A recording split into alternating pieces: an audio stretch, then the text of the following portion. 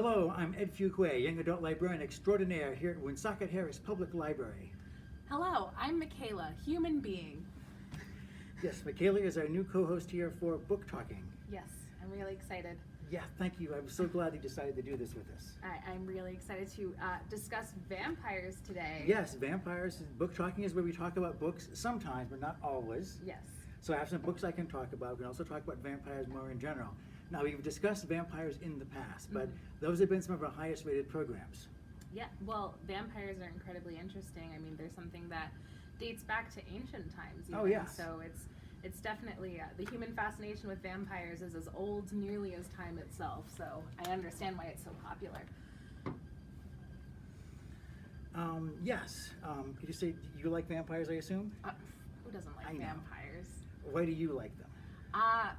I like the idea of something that is cold and alluring and completely void of just a human spirit that once had a human spirit. I think they're very interesting for that reason. And also with popular culture, I mean, the people they choose to play vampires are aesthetically very beautiful.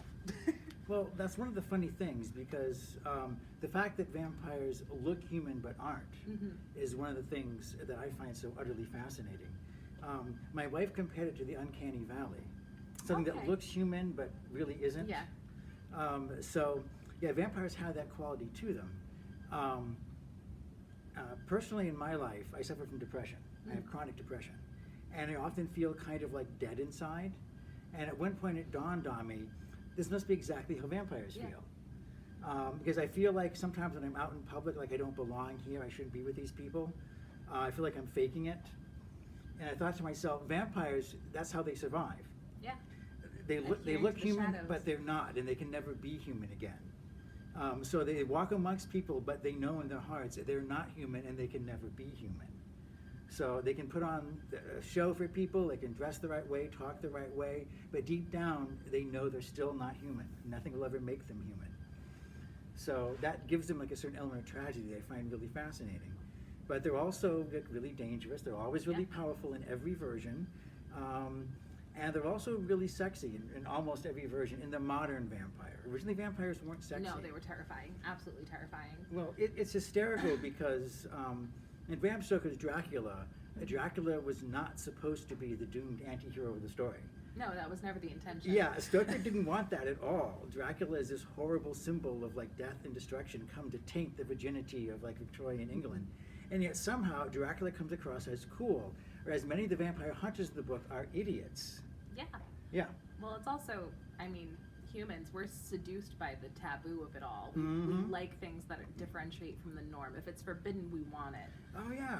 So it's understandable why, you know, especially in that just the main vampire, if you will, Dracula, was considered so just desirable and the anti-hero in a time when that really was not the intention whatsoever. The scene in the book Dracula where Dracula unbuttons his shirt and uses his fingernail to cut open a slice on his chest, and then Mina drinks from him. Laps like a kitten, Stoker actually writes. And I'm sitting there, I read that in high school, and I'm like, man, that's really hot. Yeah.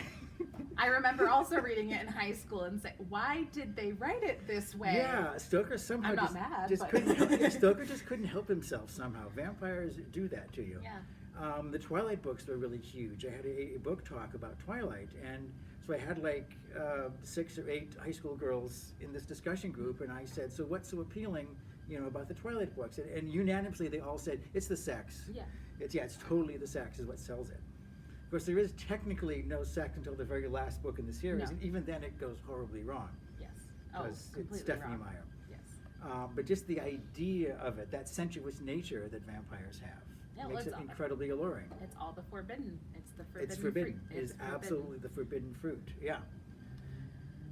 Well, what if we talk more about when vampires, didn't really have the sex appeal that they currently have? They originally were awful, monstrous creatures. There's a theory that one of the things that inspired Stoker was the idea of like a plague coming to London. Yeah. That Dracula arrives and it spreads, makes one vampire after another, and so it's like the Black Death coming to what was then the modern world. Well, also that sort of transformation, the vampiric transformation, I mean, especially back when they were considered monstrous, it was really terrifying because the whole purpose of life on this planet was for you to be good, so for your soul to get into heaven. Do good things, your soul gets into heaven. Yeah. If you are afflicted with this vampire curse, it doesn't matter how good you were in life, automatically your soul has been corrupted and now you must go down to hell. Yeah. So of course it was terrifying. It was an immediate fail to Yeah. life. Not only the physical Yeah. awful things that would happen to you, but it was an immediate fail for your soul. Well, it also turns vampires into like the Byronic anti-hero again. Yeah. They're the ones who've rejected what society says is conventional, Mhm. which dooms them, but of course there's something tragic in their doomedness, Heathcliff and Wuthering Heights and Yes. things like oh, that. Heathcliff. Yeah, exactly, fits into that mold. When I saw Francis Ford Coppola's version of Dracula, and at the end of it, when they have a flashback to his, quote, origin, he basically, because his wife dies, he curses God and is struck by a curse and changes into a vampire. So you apparently only have to, like, curse God and become a vampire. My friend leaned over and said, if it worked that way, we'd all be vampires. Yeah, all of us. Yeah. So, yeah, that metaphor didn't quite work out, I think, the way Coppola intended it to. But yes, more about the good old days and vampires were monstrous and horrible. Good old days, especially Yeah. here in New England. Oh my Oh, yeah. goodness. There is something here in New England between the entirety of the 19th century, really. Yeah. The whole of the 1800s and even really late 1700s. It was called the vampiric scourge. Yeah. That ran across New England, really heavily hit Rhode Island and Connecticut, especially, as well as some parts of Vermont. But specifically, Rhode Island was the vampire capital, to the point that Rhode Islanders were looked at as very dumb by other. It's true. We were looked at as podunk hillbillies because we believed in vampires, and these other states were, well, no, that's nonsense. Of course, now we Yeah. know, but back then, Yeah. it was very terrifying because tuberculosis was rampant Yeah. throughout. I mean, it was one of the main causes of death during that time period. Probably was number one, but there's no real way with record keeping to tell. Yeah. I mean, I know you touched on Mercy Brown in one of your Yeah. previous vampire discussions. Mercy Brown was a young woman who lived in, I believe it was Exeter, Rhode Island. She was thought to be a vampire. Of course, she was suffering from tuberculosis, Yep. as well as her mother and her older sister passed from it before her as well. She passed away in January, so it was too cold to bury her.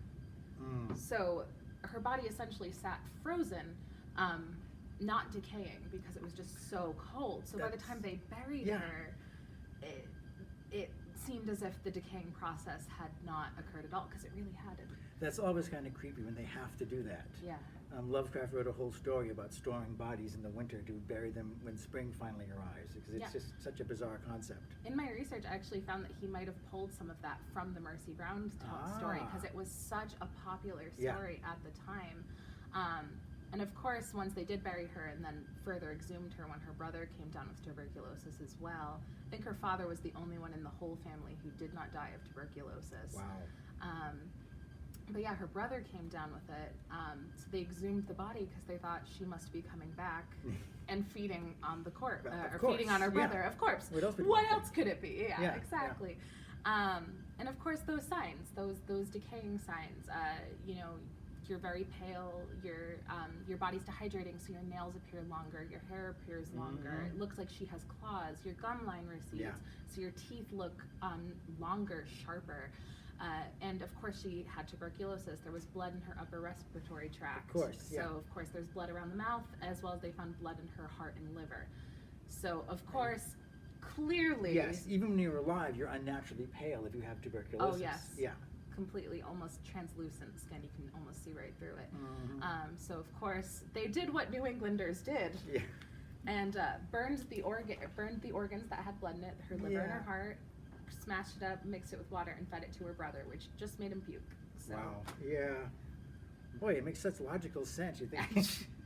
I know. I have no idea why anyone would look at that and not say vampire. I have no idea where they got that from. Even Stoker didn't come up with anything as wacky as that. No, but actually, in my research, I found Mercy Brown might have been the actual inspiration for not Mina but Lucy in Bram Stoker's famous tale, because it was this young virginal girl around the same age as Mercy would have been, who even in death was still very beautiful, and Yeah. of course rises from her grave and starts feeding on children. Of course, yes. That's So always the way. always the way. There was Mercy Brown, and then of course Simon Whipple, which not much is known about him, but his gravestone is actually right over in North Smithfield. He passed away in 1841. He was only 27 when he passed, but engraved on his headstone, which makes it such a cool tourist attraction, is although consumption's vampire grasp had seeds thy mortal frame, is literally written on his headstone. So there was that connect between They use consumption illness. and vampire in the same sentence. Yes. Yeah, there was the connect between consumption and vampirism. They thought it was essentially the same thing. That was the idea. Yeah. But and I'm sure this, definitely had impacts in the literature of the day, which a lot of Gothic stories. It made a lot of newspaper accounts, I know, because I Oh, remember seeing not seeing it, but history books reprinting editorials making fun of Rhode Islanders for still believing in this. Yeah. Like, half a century after the Salem witch trials, Rhode Islanders continue to practice. I mean, some of these cases I was reading about happened in like the very late 1800s, which was really not that long ago. 1800s, I know, it's not that long ago. It really was not. Yeah. Certainly before widespread indoor plumbing, but really not that long ago. It just never went away. Yeah. No, it never really did. That fascination has always been strong, especially with people from this area. I think like New England and Rhode Island should be the vampire capital of the United States. I think they should advertise, they do a whole big tourism thing. Oh yeah. Vampire themed events and so forth, billboards. Yeah, totally. I think a vampire bat would be a way cooler, though it's a mammal and not a bird, a cooler state bird than the rooster. I mean, New Orleans makes a fortune off its voodoo connection. Why can't Rhode Island make a fortune off vampires? I would so love a vampire coffee house. That would be phenomenal. Absolutely. Just vampire it up. I'm a fan. I vote yes. Yeah. I don't even think there's a decent like goth club in Rhode Island anymore. Nope, there is not. I used to go to Club Hell back in the day. As someone who was in college, within the last 10 years, there are no good goth clubs whatsoever. Not any period in Providence. Not really anywhere in the state. I would think. I would certainly have gone. Yeah, that's sad. Although Mercy Brown had it kind of lucky in a way because all the vampire myths come from Eastern Europe. Yeah. And I've read accounts of some of the ways that they deal with vampires. And they've actually excavated and found a body with a spike through it, literally nailing him to the bottom of the coffin. Oh yeah, so they can't rise up. I've seen that. I've seen the decapitations. I saw one where they just laid the spikes on top of him.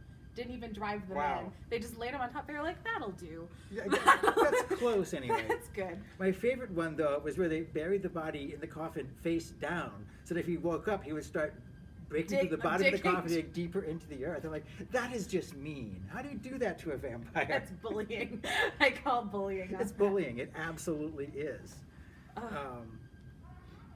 But yeah, no, it's just a fascinating topic. I understand why we can still find more and more things to talk about relating to these.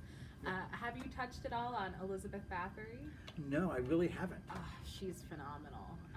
I've definitely heard of her, yeah. I believe that you have definitely heard of her. Elizabeth Bathory was considered one of the world's first real vampires outside of myth. So basically a person that we can put a name and a date of birth and death to outside of, just common folklore. She was born in the good old 1560s. Very good. She was Hungarian by birth, and she was this very fine, noble woman. Her claim to fame is one day one of her servant girls was brushing her hair, hit a snag, and of course needed to be punished for daring to touch a tangle in Elizabeth Bathory's hair. So she strikes her across the face with her heavily ringed hand, as one does, and it caused the girl to start bleeding from the face. So some of the blood dripped onto her hand. She noticed that the blood started to make her skin tighten. And as she was a woman who was once very beautiful, but as she was approaching her 50s, was starting to gain wrinkles and things of that nature, of course put two and two together, that the blood of beautiful young virginal girls would keep her young and keep her skin tight forever. So she... The blood is the life. Blood is the life It's in the force. Bible, it's blood, exactly. So they can't put a number exactly on how many servant and then noble girls that she killed, draining their blood, biting their faces, really just viciously gruesome. She eventually, when she ran through all the servants that she could without her house falling apart, opened up a school for girls where she would find good marriages for all of these young noble ladies. The only caveat being is while they're learning at her school, they of course cannot write home to their families to focus on their studies. Of course. The sick thing is, if she had just stuck to servants, she never would have gotten caught. As a noblewoman in that time period, she could have gotten away with it forever. She got away with it. She killed for 2 years straight without anybody knowing about it, from 1602 to 1604, and wasn't imprisoned or wasn't even called out for any of her crimes until 1610. Wow. Yeah. That's kind of amazing. It's funny because Dracula, who's much more famous, was inspired by Vlad Tepes, in Transylvania. However, in his lifetime, he was never considered a vampire. There were no vampire myths attached to him. He was considered a monstrously cruel and horrifically awful human being who tortured a lot of people to death, but nobody called him a vampire. No. But she was actually called a vampire while she was alive. She was an alternative vampire. She didn't drink the blood. She just rubbed it all over herself and took some chunks out of their legs and faces. Yeah. She was a fancy lady. I was actually kind of interested to see what would happen if a normal human did consume blood, so I did a little research on that. All right. I found out that blood in its liquid form really not going to do much for you. It's it's not diluted down enough. So when it's dried, it's actually 93% protein and only 1% carbohydrate, which most people would call a really good protein powder. It is, yeah. If not for the fact that it can spread so many illnesses. Yeah. An obsession with drinking blood is referred to as Renfield syndrome. I did not know that. That is awesome. Right after Dracula, of course. After his familiar there, right? Renfield. Renfield, yeah. He would eat the bugs and all the little rodents. Yep. Yes, and I had a question for you. Is black pudding considered delicious or modern vampirism? It's a regular food they serve in England. I've had it when I was in Scotland. I've had it as well, and it's actually pretty delicious. But I want to know, is that modern vampirism or?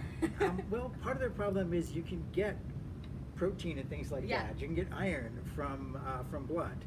So making into blood pudding is not necessarily a bad thing if you have an iron-short diet. Some of the tribes in Africa that have limited access to really good food will drink the blood of their cattle because it gives them iron right from the source. It's a very nutritionally dense food. But it is the food that is made of blood. I found blood pudding tasted a little bit like rusty nails. It's like off sausage. It's gotten slightly bad. No, that's how it's supposed to taste. Well, I see you have some books here today. I do. And all the talking I've done about books and vampires, I haven't talked about my favorite series. Because I ran out of time every time I did this. Because I can talk forever about this series.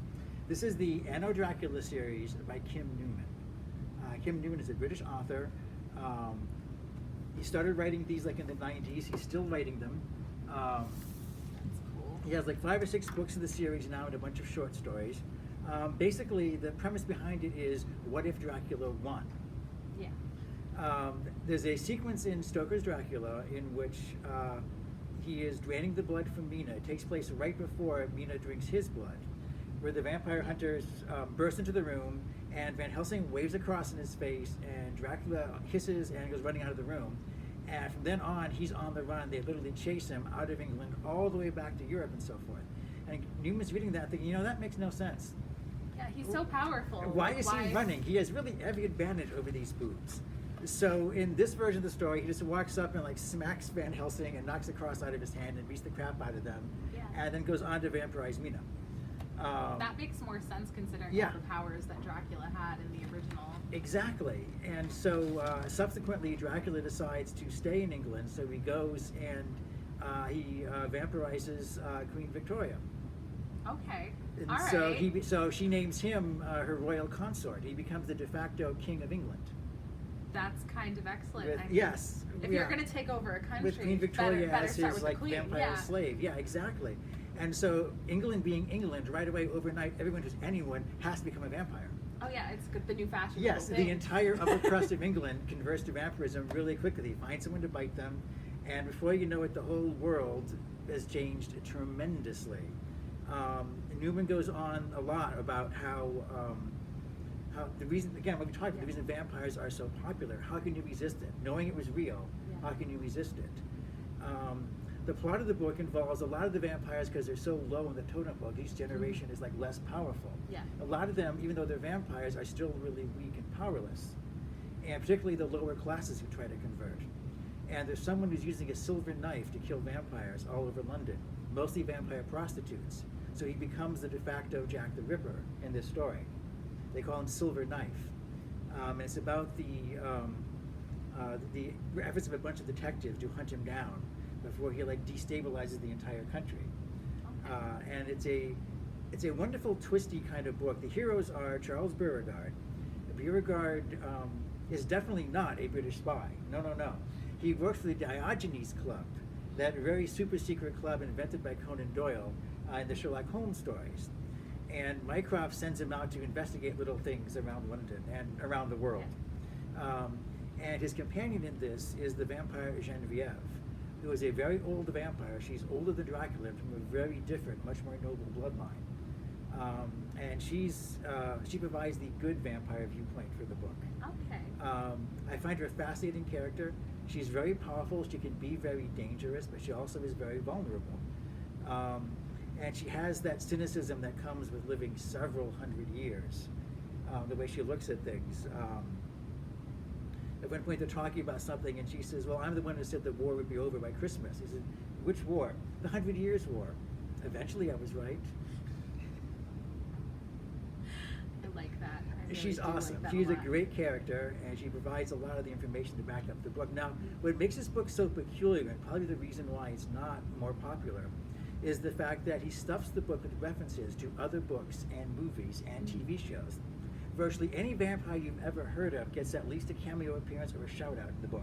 That's odd. Like I Yeah. noticed just by looking at it, there's a lot of reference to, of course, I mean, you already mentioned Sir Arthur Conan Doyle. Yeah, Mycroft appears in the book. Yeah. Sherlock Holmes has mysteriously vanished, because Kim Newman said, if Holmes are actually there, the book will be about 2 chapters long. So Holmes is missing, presumed dead by the vampires almost immediately. So we're left with poor Mycroft and a bunch of other British heroes, and Beauregard, the hero that he created. It really seems to pull from a lot of different, not just British fiction, but also like historical events, because you were mentioning Jack the Ripper in there as well. He combines characters from movies and television shows. It really kind of blew my mind because in the first chapter, Silver Knife kills a vampire prostitute, and her name is Lulu Shone, and she's described as having really short, bobbed hair. And I realized, wait a minute, that's the character that Louise Brooks played in the movie Pandora's Box. Pandora's Box was a silent film, and it ends with the main character going to London when she becomes a prostitute and is murdered by Jack the Ripper. So he's inserted a fictional Ripper victim into the middle of his actual timeline. And other things are absolutely accurate. The names of the other prostitutes that Silver Knife stalks are historically accurate, including when and how he killed them, except that they're vampires in this version of the story.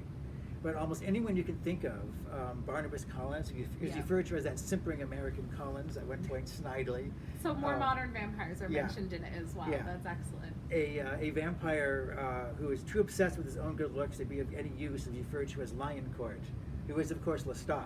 Oh, when he was human, Lioncourt was his last name. That's his family name. So he gets away with it without getting sued by Anne Rice. Yeah. And I think it's a great book. It's got a nice plot. It involves cameo appearances by Sebastian Moran from the Sherlock Holmes books. Fu Manchu turns up.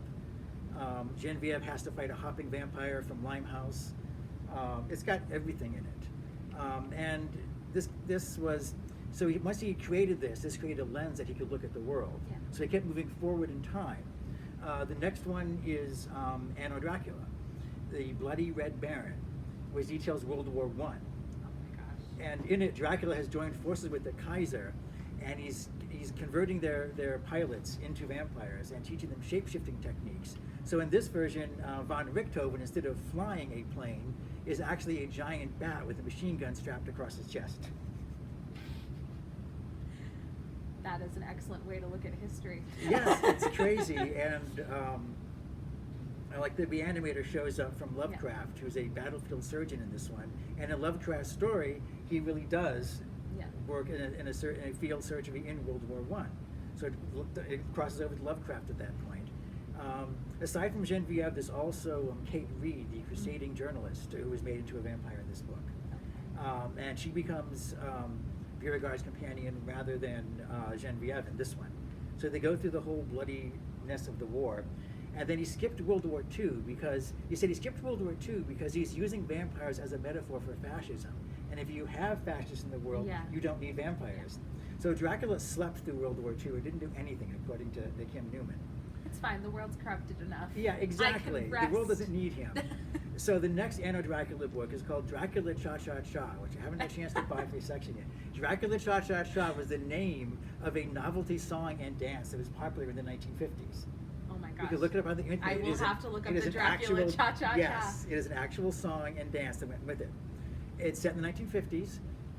Dracula has reemerged from his coffin, and now he's going to marry a Princess Nadia, based on Barbara Steele's character from Mask of the Demon, and she's another aristocratic vampire bloodline. So they'll be uniting the two oldest vampire bloodlines together and creating this new dynasty for the new world. And so everybody has to flock to Italy where the wedding is taking place, and it happens to take place during the murders of one of the Mario Bava movies. So it crosses over with Suspiria at that point. Okay.